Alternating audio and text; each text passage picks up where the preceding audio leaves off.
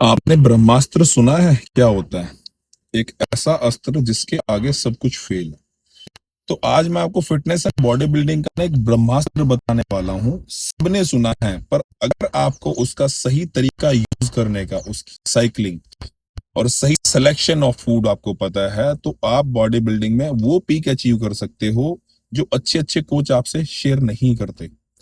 ये है कार्बोहाइड्रेट।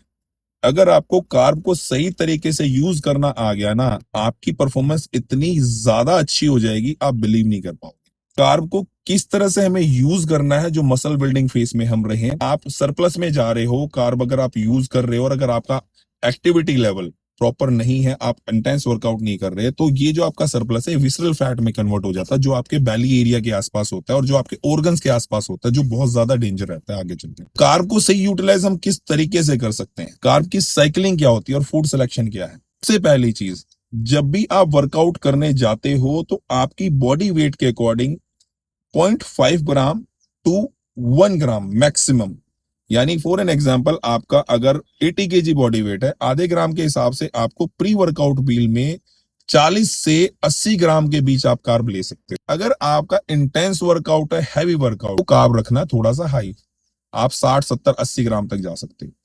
आपके छोटे मसल पार्ट हैं, बाइसेप्स की बात करते हो, ट्राइसेप्स की बात करते हो, इस दिन आप जो है अपना कार्ब जो है वो थोड़ा सा कम रखें। बेसिकली क्या होता है, प्राइमरी सोर्स ऑफ एनर्जी है। अगर आप वर्कआउट करने जा रहे हो तो एनर्जी के लिए आपको जो फ्यूल चाहिए, जो ईंधन चाहिए, वो क्या होगा, वो आपका कार्ब होगा।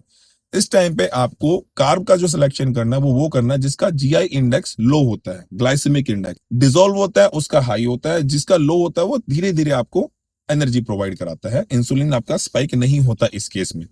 तो आपको ओट्स यूज करने हैं, ब्राउन ब्रेड यूज करने हैं, शकरकंदी।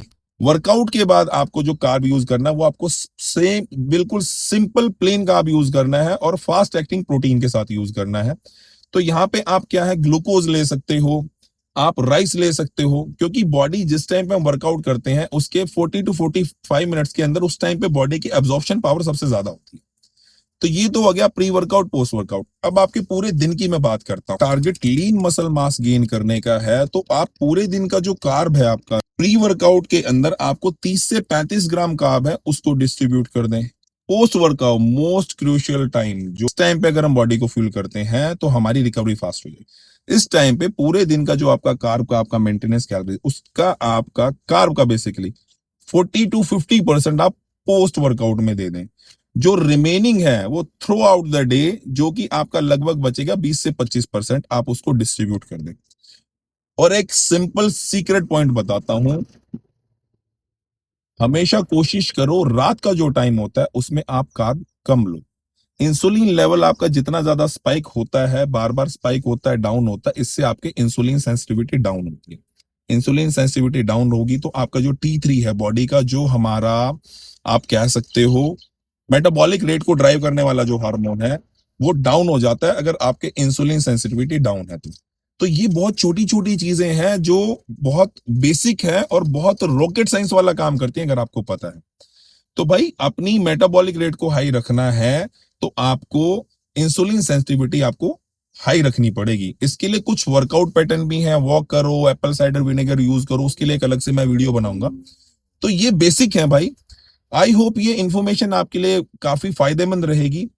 पता बहुत सारे बंदों को शेयर पता नहीं क्यों नहीं करते, पर मुझे, मैं बिलीव करता हूं नॉलेज शेयर करने में। आपको जितने ज्यादा आप इक्विप्ड हो गए ना नॉलेज से, उतना ज्यादा आपकी दूसरों पे डिपेंडेंसी कम हो जाएगी।